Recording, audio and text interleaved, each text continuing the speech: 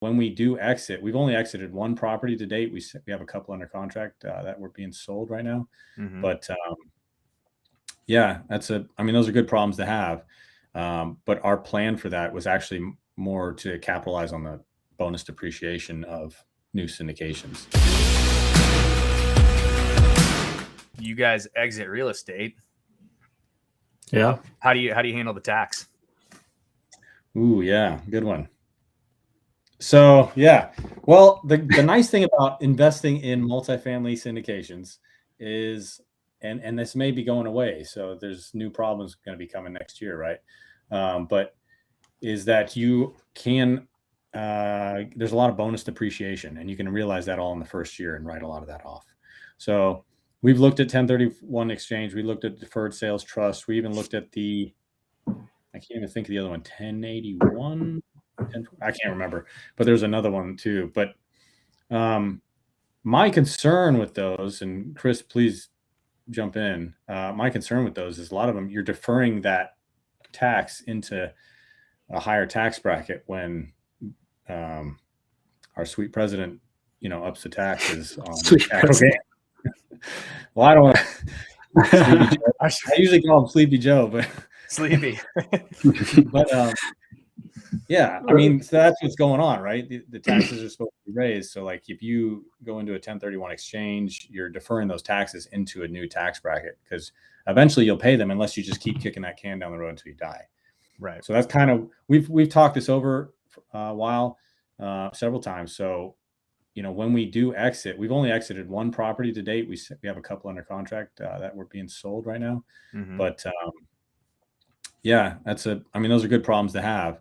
But our plan for that was actually more to capitalize on the bonus depreciation of new syndications to be able to write off a lot of that. Yeah, we typically do that 1031 light type of deal where you sell one, you buy one, you sell one, you buy one. Of course. A lot of people, in our personal tax, we have obviously either one of us, our spouse or us, is a real estate professional. So we write off a lot of that personally as tax, depreciation for our personal tax returns. For the company, it's the same thing. We're buying and selling, and we kind of tell that to our investor crowd as well, because there are a lot of solutions out there.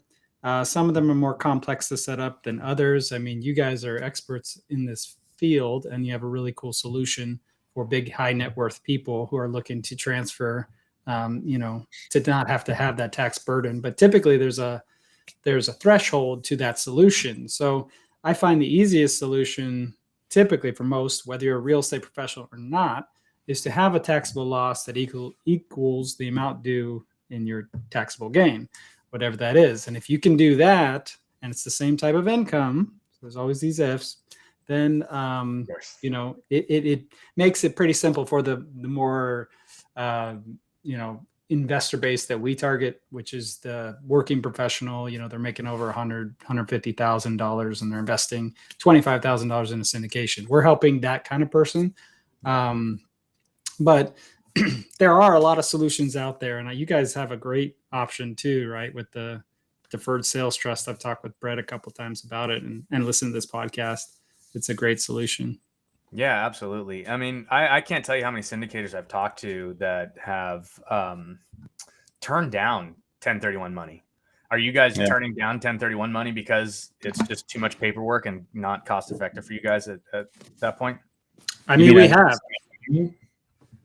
From us, somebody buying people from us. Want to go like, oh, I sell a property, right? I got $30,000 in 1031 money, and I want to put in your deal, and you guys are just like, no. we have, we're exploring the option of creating the entity to start where you have the shares that are classed that are allowed to do that. We haven't done that in the past, right? We have turned away 1031 money because it's typically hard in a syndication unless you engineer it from the start to do that. Right. And there's a reason, of course, because like-kind exchange and all that stuff. But there's a lot of syndicators who have figured that out, and our partners QC Capital are one of them. So we're benefiting from partnering with them on that. But yeah. Cool.